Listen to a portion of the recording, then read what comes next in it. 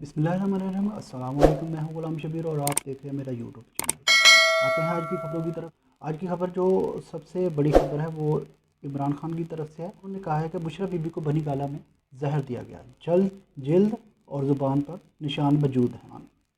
بانی P T I Imran Khan نے دعویٰ کیا ہے کہ ان کی اہلیہ بشریٰ بی بی کو بنی گالہ میں زہر دیا گیا ہے، جس کے نشانات ان کے جلد اور زبان پر موجود ہیں، لہٰذا ان کے میڈیکل چیک اپ کا حکم دیا جائے۔ ڈان نیوز کے مطابق اسلام آباد کے احتساب عدالت کے جج ناصر جاوید رانا نے راول پنڈی کے اڈیالہ جیل میں بانی پی ٹی آئی اور بشریٰ بی بی کے خلاف 190 ملین پاؤنڈ اسکینڈل ریفرنس کی سماعت کی۔ دوران سماعت بانی پی ٹی آئی کو عدالت میں پیش کیا گیا، جبکہ ان کی اہلیہ بشریٰ بی بی کو بھی بنی گالہ سے اڈیالہ جیل لا کر عدالت میں پیش کیا گیا۔ اس موقع پر وکلائے صفائی ظہیر عباس چودھری، عثمان گل، بیرسٹر علی ظفر اور دیگر کے ساتھ ساتھ نیب امجد پرویز اور سردار مظہر عباس ٹیم کے ہمراہ عدالت میں پیش ہوئے۔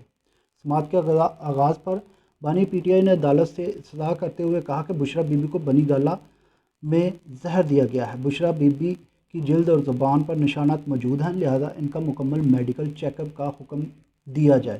بانی پی ٹی آئی نے موقف اپنایا کہ بشریٰ بی بی کا طبی معائنہ شوکت خانم ہاسپٹل کے ڈاکٹر سے کروانے کا حکم دیا جائے۔ ان کا کہنا تھا کہ ماضی میں بشریٰ بی بی کا طبی معائنہ ایک جونیئر ڈاکٹر سے کروایا گیا، جس پر ہمیں اعتبار نہیں۔ بشریٰ بی بی کو زہر دیا جانے کے معاملے پر بھی انکوائری کروائی جائے۔ عدالت نے بانی پی ٹی آئی کو بشریٰ بی بی کے طبی معائنے سے متعلق تفصیلی درخواست دینے کی ہدایت کر دی۔ دوران سماعت نیب کی جانب سے پیش کیے گئے ایک گواہ کا بیان ریکارڈ کیا گیا۔ وہ وکلائے صفائی کی جانب سے گواہ پر جرح ابھی مکمل کر لی گئی۔ عدالت 190 ملین پاؤنڈ اسکینڈل ریفرنس کی سماعت 6 اپریل تک ملتوی کر دی۔ اس سے قبل تحریک انصاف کے چیئرمین بیرسٹر گوہر نے بھی میڈیا سے گفتگو کرتے ہوئے کہا تھا کہ ہمیں خدشہ ہے کہ بشریٰ بی بی کو زہر دیا گیا ہے اور اس کے ذمہ دار ملک کے طاقتور حلقے ہوں گے۔ وہ جہاں رہ رہی ہیں، وہ گھر جس کے کنٹرول میں ہیں، وہ لوگ ہی بی بی کی زندگی کے ذمہ دار ہیں۔ چیئرمین پی ٹی آئی نے کہا تھا کہ ہمیں بشریٰ بی بی کی سیکورٹی کا خدشہ ہے۔ وہ ایک کمرے میں اکیلے بند ہیں۔ بی بی نے خود میڈیا کے سامنے سب بتایا۔ بی بی کو بنی گالہ میں کس نے رکھا؟ ان کو اڈیالہ جیل میں ہونا چاہیے تھا۔ آتے ہیں ایک اور خبر کی طرف جو اسلام آباد ہائی کورٹ کے 8 ججوں کے بارے میں ہے، جس میں اسلام آباد ہائی کورٹ کے 8 ججوں کو پاؤڈر پر مشکوک خطوط موصول ہوئے۔ اطلاعات کے مطابق اسلام آباد ہائی کورٹ کے 8 ججوں کو پاؤڈر برے مشکوک خطوط موصول ہونے کا مقدمہ محکمہ انسداد دہشت گردی CTD کے تھانے میں درج کر لیا گیا۔ مقدمہ دہشت گردی کے دفعات کے تحت درج کیا گیا۔ FIR کا متن کے مطابق تحریک ناموس سے پاکستان کا حوالہ دے کر جسٹس تنقید کا نشانہ بنایا گیا۔ دھمکی کے لیے مخصوص شکل اور انگریزی الفاظ استعمال کیے گئے۔ مقدمہ اسلام آباد ہائی کورٹ کے کلرک قدیر احمد کی مدعیت میں درج کیا گیا۔ FIR کے مطابق قدیر احمد نے کہا کہ تمام ججز صاحبان کے نام لیٹر میں نے تقسیم کروائے۔ تمام لیٹرز ریشم خاتون زوجہ وقار حسین نامکمل ایڈریس کے نام سے موصول ہوئے۔ واضح رہے کہ آج اسلام آباد ہائی کورٹ کے 8 ججوں کے پاؤڈر برے مشکوک خطوط موصول ہوئے تھے، جس میں ڈرانے دھمکانے والا نشان موجود تھا۔ چیف جسٹس اسلام آباد ہائی کورٹ عامر فاروق نے سائفر کیس کی سماعت کے دوران تصدیق کرتے ہوئے کہا تھا کہ ہمیں خط موصول ہوئے ہیں۔ سائفر کیس کے سماعت میں تاخیر کی ایک وجہ یہی تھی۔ بنیادی طور پر ہائی کورٹ کو تھریٹ کیا گیا۔ عدالتی ذرائع نے بتایا کہ اسلام آباد ہائی کورٹ کے ججز کو مشکوک خطوط موصول ہوا، جس پر اسلام آباد ہائی کورٹ انتظامیہ نے دہشت گردی کے دفعات کے تحت FIR درج کروانے کا حکم دے دیا۔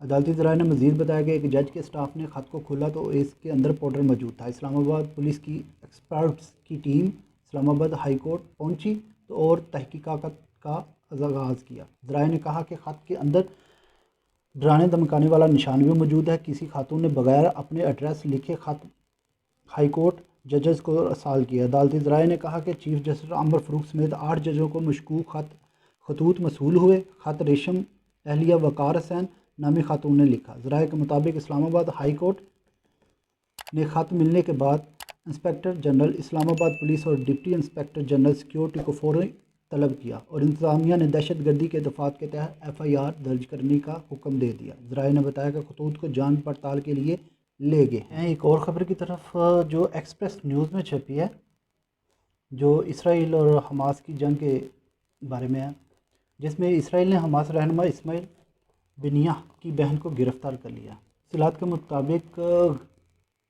اسرائیلی پولیس نے اسماعیل بنیہ کی بہن صبا عبدالاسلام کو دہشت گردی کے الزام میں جنوبی اسرائیل کے علاقے تل صبا سے گرفتار کیا گیا۔ ان کے خلاف تحقیقات کرنے والوں میں اسرائیل کی داخلی سیکورٹی ایجنسی بھی شامل ہے۔ اسماعیل بنیہ کی 75 سالہ بہن صبا عبدالاسلام اسرائیلی شہری ہیں اور حماس کے سیاسی دفتر سے سربراہ ہیں۔ اسرائیلی پولیس نے انہیں دہشت گردانہ کارروائیوں میں اکسانے کے الزام میں گرفتار کیا۔ اسرائیلی پولیس نے ترجمان نے صبا عبدالاسلام کے گھر سے ایسی دستاویزات اور دیگر سامان برآمد ہونے کا دعویٰ کیا ہے جو اسرائیل پر حملوں میں ملوث ہونے کی ثبوت ہے۔ غزہ پر جاری اسرائیلی حملوں میں اسماعیل بنیہ کا نوجوان پوتا اور پوتی بھی شہید ہو چکے ہیں۔ اسرائیل کی جارحیت کی وجہ سے پیش آیا اسرائیل کا NGO کی گاڑی پر حملہ، 7 امدادی کارکن ہلاک۔ غزہ اسرائیلی فوج نے غزہ کے وسطی علاقے میں ورلڈ سینٹرل کچن نامی غیر ملکی NGOs کی گاڑی کو نشانہ بنایا، جس کے نتیجے میں 7 ملازمین ہلاک ہو گئے۔ عالمی خبر رساں ادارے کے مطابق حماس نے اسرائیلی حملے کو امدادی کارکنان کو خوفزدہ کرنے کی سازش قرار دیتے ہوئے کہا کہ ریاست غزہ میں امدادی کاموں کو روکنا چاہتی ہیں۔ اسرائیلی فوج نے NGO کے 3 گاڑیوں کو اس وقت نشانہ بنایا جب وہ گودام میں امدادی سامان اتار کر واپس لوٹ رہے تھے۔ گاڑی میں سوار تمام افراد موقع پر ہی ہلاک ہو گئے۔ NGO نے اسرائیلی حملے کی مذمت کرتے ہوئے بتایا کہ حملے میں 7 ملازمین مارے گئے، جن کا تعلق فلسطین، آسٹریلیا، پولینڈ اور برطانیہ سے ہے۔ 2 افراد کے پاس امریکہ اور کینیڈا کی دوہری شہریت بھی تھی۔ NGO نے واقعے کی تحقیقات کا مطالبہ کرتے ہوئے کہا کہ گاڑی کی نقل و حرکت سے متعلق اسرائیلی فوج کو آگاہ کر دیا گیا تھا، اس کے باوجود نشانہ بنایا گیا۔ غیر ملکی NGOs کی گاڑی پر حملہ اسرائیلی وزیر اعظم نے بتایا کہ یہ غیر ارادی اور افسوسناک تھا۔ اسرائیلی وزیر اعظم نیتن یاہو نے کہا کہ غزہ میں غیر ملکی NGOs اور ورلڈ سینٹرل کچن کی گاڑی پر فضائی حملہ افسوسناک اور غیر ارادی طور پر ہوا۔ عالمی خبر رساں ادارے مطابق اسرائیلی وزیر اعظم نیتن یاہو نے کہا کہ غزہ میں اسرائیلی فضائی حملے میں غیر ملکی NGO کے 6 اہلکاروں کی ہلاکت کی تحقیقات کر رہے ہیں۔ اسرائیلی وزیر اعظم نیتن یاہو نے اس واقعے کو افسوسناک اور افسوس کا اظہار کرتے ہوئے کہا کہ یقین دلاتا ہوں کہ ایسا واقعہ دوبارہ نہیں ہوگا۔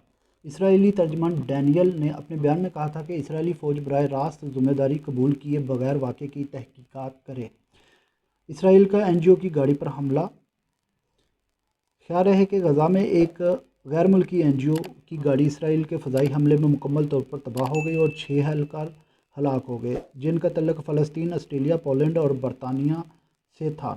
ہلاک ہونے والوں میں سے 2 کے پاس امریکہ اور برطانیہ کی شہریت تھی۔ اس واقعہ کے بعد سے اسرائیل پر عالمی دباؤ